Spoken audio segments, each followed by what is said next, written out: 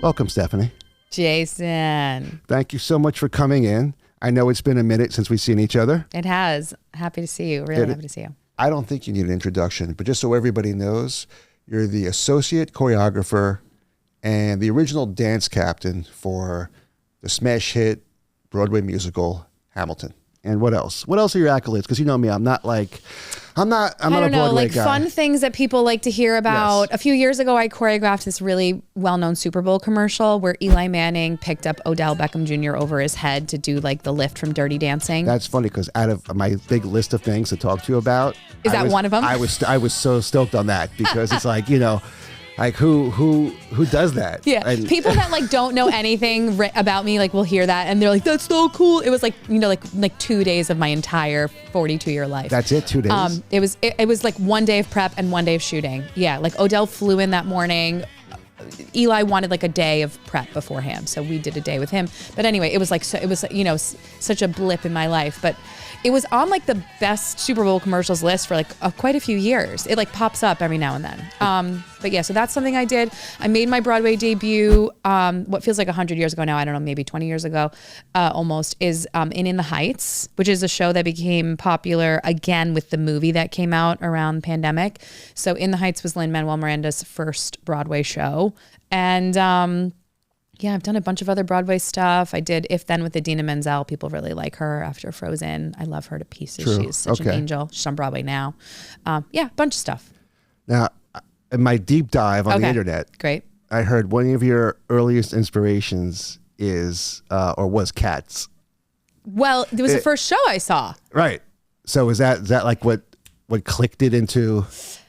Yeah, I think, you know what, I saw Cats. I feel like a lot of people my age that lived in and around New York, that was their first musical. And Cats is like, I imagine it's like beautiful, like a beautiful looking, you know, musical. I mean, it was just like these like bodies in like, you know, leggings doing these gorgeous like 80s dance extension jazz. It was just beautiful. And I think at the time I really loved dance. I was like, I think I'm maybe 5. I should probably get my facts right from my mom because I've told the story before, but I think, you know, it's like, right. I saw it, I was super young. I was like, this is amazing. It was my first introduction to like dancing exists in real life. Right. Other than that, I had only seen it on MTV when I was like practicing Madonna's dance moves. Right. But so I think that was the spark for sure. Check this out. Okay. So, 13. Yeah. It's my bar mitzvah. Yes. My father creates this whole elaborate black tie event. Okay. We have all these dancers. Yeah. And guess what? He makes my theme. Your dad chose your bar mitzvah theme? Hey man, it was just he was paying for it. Okay, fine. You know, I'm not fighting the guy. I feel like the punchline's been given away. It was the lead. It's going to be Cats. It was Cats. That's insane. So it's like Friday night, dark room. All these dancers come out and they're like licking themselves, and they're just like prancing around. If I could find the video, real question is did you enter the dance like flash mob style? Like, no, did you? I ended up rapping. Wow. But if I could find the clip, I'm going to actually insert it in here. Okay, great. Yeah. I want that. But yeah, there was like 7 dancers, all dressed in black leotards, face painted, wow, and prancing. 7 dancers. You had the expensive package. What did your dad do? Please, it was black tie. It was crazy. It was like if there was a MTV show back then of like, you know, My Sweet 16. It would have been on there. That's amazing. It was pretty crazy. I love it. Oh, that you worked with Sierra back in the day. Oh yeah, that's actually like one of my favorite stories because who doesn't love Nickelodeon, right? I mean, I love I grew up like Nickelodeon was it. I was a hair too old, but yeah, I was still into it a little bit. Oh, it was the thing when I was a kid. And I keep trying to explain to my kids that like when they don't want to watch something, they can just like put on something else. Right. But when we were little, it was like whatever was on Nickelodeon. If you didn't like the programming from 7 to 8, you didn't watch TV. Correct. They like can't fathom that in their brain. So I'm trying to work with them on that when they're like, I don't want to watch this. I'm like, well then turn the TV off. Right. Anyway, so I came to New York and that was like my first really professional gig. I'm pretty sure. So basically like I came to New York, I didn't know what to do. I'm planning on writing a book and the book is like almost written. So I'm not going to give away the full first chapter, but like I had a really hard time getting out the front door when I first moved here. I just like couldn't cross the threshold, fear, you know, all the things that hold people back. And, Anyway, so one day I was like, I got to like leave the apartment. And so I decided to take class because I had just graduated college. I was like, I know how to take class. Right. That you can do. So I go to Broadway Dance Center. I end up taking this class and like a series of incredible events happen. Again, the details of which will be in my book, but I end up booking a commercial because there were some talent scouts there. That's crazy. And the commercial was an interstitial, which for people who don't know, because nobody watches TV anymore, it's like an interstitial is a commercial on a network. So like, for example, Nickelodeon will play this interstitial commercial on Nickelodeon and the N, which was like another channel I think they had. So on their channels in between TV shows. Got it. And at the time Sierra was super popular, and we were just like winding on doing her, I think it was like when O came out or whatever, but yeah, so that was like my first professional job. And for me it was so crazy because one, it was Sierra, right, it was Nickelodeon, right, and every dancer who I had just like learned of and just been, because I had been sort of like scoping the scene prior to coming to New York, from far away New Jersey, every dancer that I looked up to booked the commercial as well because they all knew the talent scout was there, so they came to take that class. So here I was in this like insane class, and it was like Luam and John Tay and just like all these crazy people, and I was in this commercial with them. It's my first gig. Do you have this commercial somewhere? I don't. I wonder how I could get that. Let's find it, because I like this. If I could like inlay it in here, that'd be kind of sick. Wait, literally my agents have been asking me for a reel for, I kid you not, for like 10 years. And I am just terrible at hoarding this information. Yeah. Jason, if you could do this for me. I'm gonna try to find it. My agents will pay you. I'm sure of it. That's awesome. I'm gonna try to, I find a lot of things. I'm gonna try to find it. But to rewind back to that, like for me, it was like Nickelodeon, then MTV. Yes. Do you know I tried out for Real World? Remember that show? Yes, you did. So not the first one with Puck, but like for the second one, I tried. Puck. My God, I love that you just said that name. So I tried out for the second one, and then if you made it to Final Cut, then you were on TV. Okay. So I made it to one step before Final Cut. So you're almost famous. I was almost. Those are my favorite stories. I was almost famous. Okay, great. You're famous to me.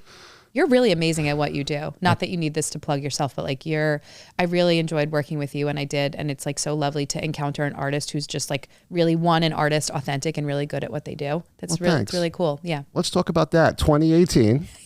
Yes. Me and my buddy Ingrid and her friend Colette create this health festival called the New York Fit Fest. And then Ingrid somehow gets you involved. Yes, she sure did. Colette, and you were leading dance classes on the beach. I was. That was so cool. That was really great.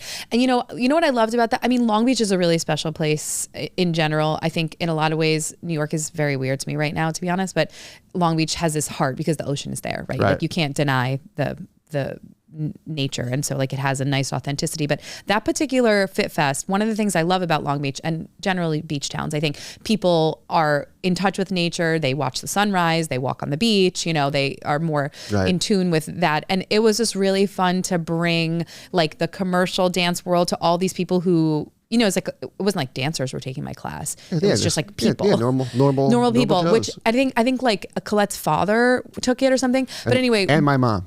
And your mom? Yeah. My mom was there. My mom, check this out. My mom and Colette's dad were two of the last three people in the planking contest. Wait, I remember that planking contest because I was like, Colette's dad is like nailing. That was your mom? That was my mother.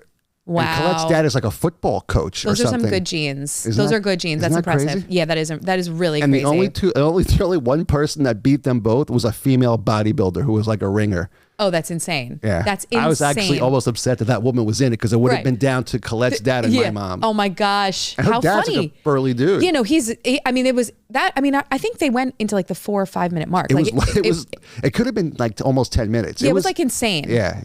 It was crazy. Yeah, wow, that's really cool. And I do remember, I feel like this woman that was like really hitting it probably was your mother, but I have like memories of that. And one thing that I have to, I don't know like if this is an unusual thing, but I love watching dancers dance. Duh. Okay, fine.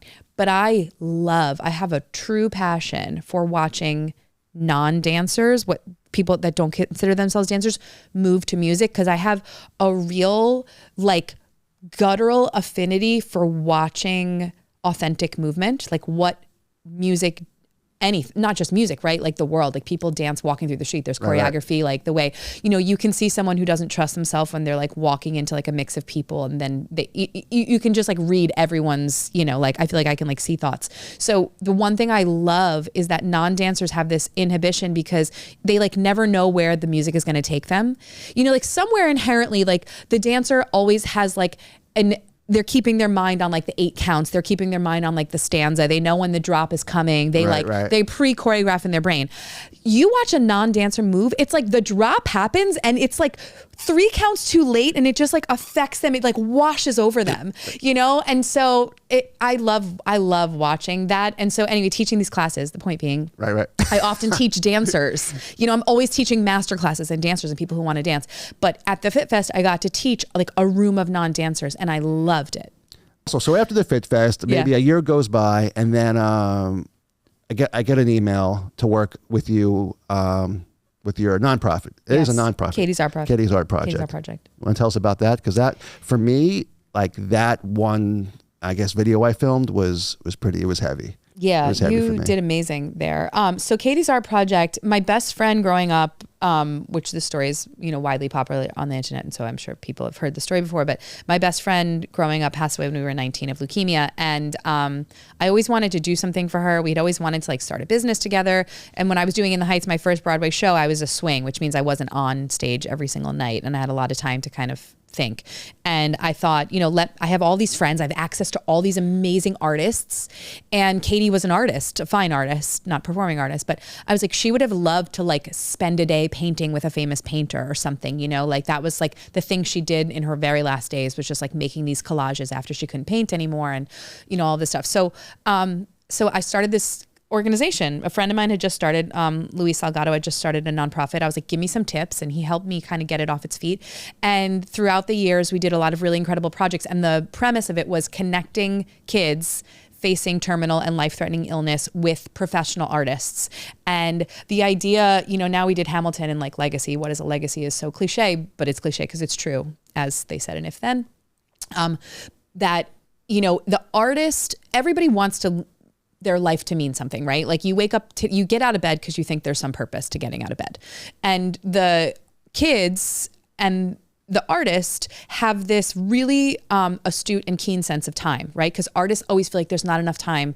I'm running out of time. I don't have enough dance years left. How long can my hands paint for? And these kids are facing a clock with their lives. Right. And so there's actually this common denominator between the two of them, this deep desire to get their voice out, to have their voice be heard, and that there's actually a ticking, literally time bomb in some cases around them. And so getting them together produce these amazing things. Some kids wanted to write music and record songs. Some kids wanted to make a piece of art for their family, photography. And so, and you got to record one of those sessions, right? Yeah, she wrote a song with the girl, and then I filmed like a music video with a green screen in the hospital. Yep. And then, it was crazy, the timing, because I don't know if you remember, like 2 or 3 days after I delivered that video, the girl passed away. Yep. Yeah, really. And that happened with another, one of our patients, where she made this really, really beautiful piece of art. And actually, so her brother was sick with the same illness. And they both were, her brother was like in the room when she was making this piece of art. Anyway, long story long, I reached out a few years later to just check on the mom, and the brother had passed away too. And she said how important it was that she had this piece of artwork from the kids. So yeah, now I have my own kids and my life is very busy. It's like such a dumb word. You're as busy as you want to be. But anyway, I haven't been doing as much, but the Katie's Art Project exists very much so in the campus space right now, that on college campuses, young adults who have,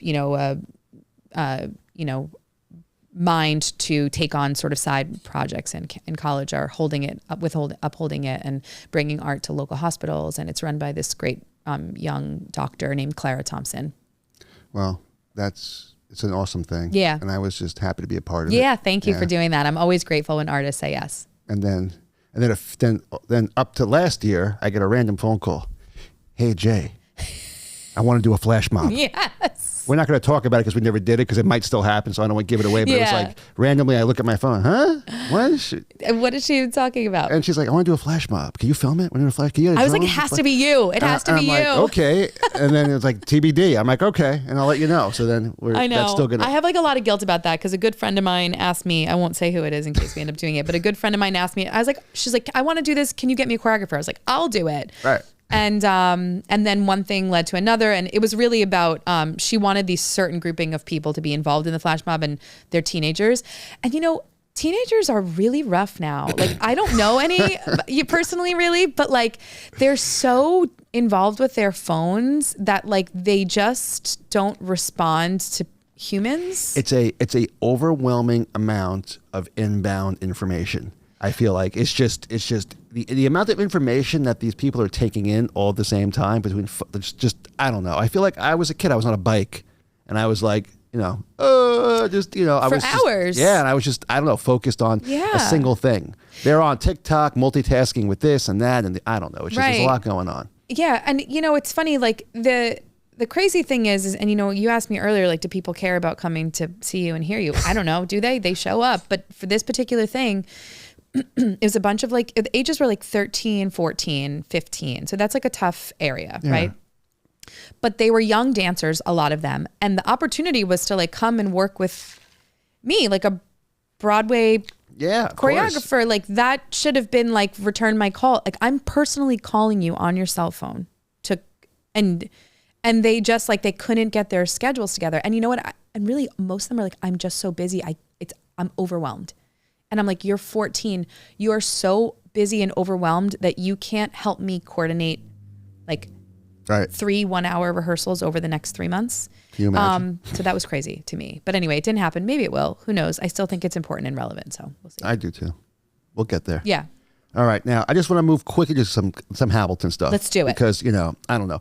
I enjoy like the back end, like, because it was the third or fourth most grossing I don't Broadway. know. I have no idea. Well, I went on Wiki and I think it said it was the fourth behind like Lion King, Phantom, and something else. And so it brought in like, I don't know, like $1 billion. Solid. And also viewership was like 10 million people have seen it. Like 3 million on Broadway. And then I think like another 7 or 8 million. So it's like, those numbers are huge. Yeah. It's really crazy. It's crazy. I told someone like on a podcast like a couple weeks ago, like there's only like 10 or 11 million people that are actually in the whole country of Portugal. So it's like the whole country sitting there watching Hamilton. Right. Which is pretty nuts when you think about the size. Yeah, it is really cool. I mean, it's crazy how that show kind of broke through some barrier. I mean, other shows have done it. It's it's not Rent did it. Wicked is obviously running forever. Lion King. There are lots of shows that people became obsessed with. I think Hamilton is one of the shows that a lot of people are, I would use the word obsessed with. I mean, it's great music. Like, 10 years later, I can sit down, I was at the show last night and listening to Wait For It, and it's a freaking good song. I never saw it. You never saw I never Hamilton? Saw it. I never saw Are you it. kidding me I right swear now? I Do you want tickets? Okay. I never saw it. I mean, come see the show. I mean, the only show. Don't watch the movie. I've never seen anything. I know nothing about it. I love when I meet people who don't know I know anything. nothing about it. I mean, you've heard of it. I've heard of it because, I think I've only heard of it because of you. Well, you live in New York. Right. I mean, sometimes when I go to a different country and I say I'm here for Hamilton and they don't know, or Washington State, they're like, I don't know what that is. I think I've only seen one Broadway show in my entire life. Cats? Wait, hold on a second. Cats was my bar mitzvah. I know, I got that. So you're telling me that your theme of your bar mitzvah was a Broadway show that I never saw. That you never saw. Correct. And since then, it was had such a big effect on you that you've only seen one. Yeah, it's not Cats. Wow. What show was it? The Producers. Wow. Did you like The Producers? It was cool. It's that's very musical theater, by the way. Like Hamilton is a different experience than that. It was such a long time ago, but I also feel like maybe 3/4 of the way through, I think I was over it a little bit. Sure. But it was a cool experience. I mean, I go see Hamilton. Yeah. But that's amazing. Is it? Yeah. I have also a little confession. I see shows a lot, but I oftentimes will I cut out. If I feel like I got the gist. Right. Only because I have kids now and I I feel like spending time with my kids is the most important. Every minute counts. And so if I'm at a show that is if like I don't feel like I'm getting anything from it, but I don't really admit that, and I won't give any more details about that. Well, I enjoyed the storyline of the producers. Yeah, I mean it's a well-written show. Right. You know, very lead get there. Yeah, it's great. Well, talk to me about now future, because I mean the last couple of years, I mean we haven't spoken. I'm sure you've been working. What are you doing? Yeah, I've been working. So I've been managing and maintaining Hamiliton globally, which has been really amazing, and thankfully has allowed me to buy a house and pay a mortgage, which has been awesome. It's funny because you talk about like the $1 billion, and we had a where does it go? Right. Yeah. I don't. Because how many people like physically work on that show? Oh, hundreds. Because like we have multiple tours open. There's back end. There's front end. There's social hundreds media. is okay when it's $1 billion, but yeah.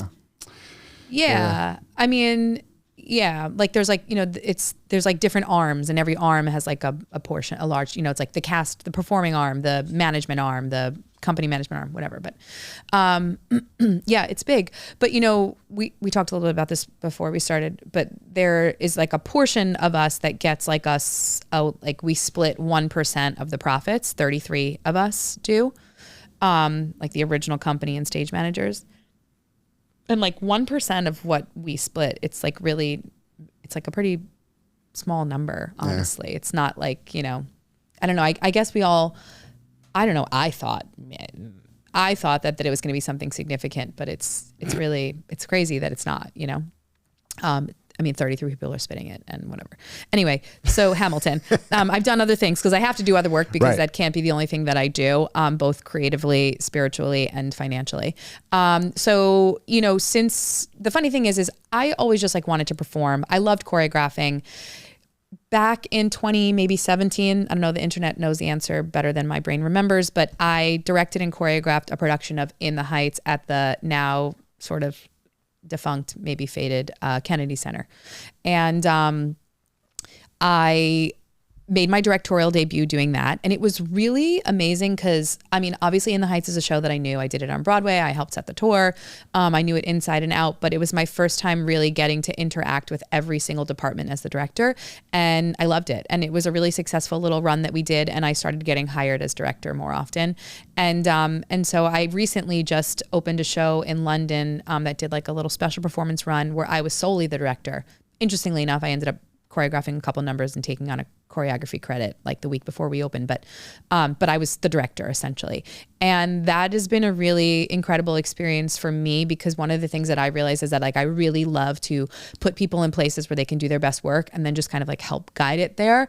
I love performing. It's great, but I have really bad stage fright. And so I have to really, really bad. And so I just spend like, for example, like when I was in If Then, I had like singing solos, more so with singing than dancing, but I have it with dancing as well. And so I spend like almost the entire day on a day that I'm going to perform, which on Broadway is 6 days a week. I spend like the whole day fighting this really like debilitating anxiety where it's like, it's so loud in my head that I like have trouble paying attention to anything else. So I actually think like now as a parent, I probably, the idea of maybe doing a short run in a Broadway show is great, but I think about it and I wonder like what kind of a mom would I be if I spend like most of my day dealing with that anxiety. Right. And so I'm much better when I can create and then let everyone else perform. Not that I mean, I would love to perform again, but I do have this really, really, and now they have like all these crazy, like they have like beta blockers, like all these things that like they didn't have when I was doing it. I'm not really like a pill person, so I don't know that I would partake in that. I'd probably like try some sort of meditation or something, but yeah. And so I've moved into this like directing. So I've done I'm directing, choreographing a couple new musicals. Mozart, Her Story is one of them that we did in London.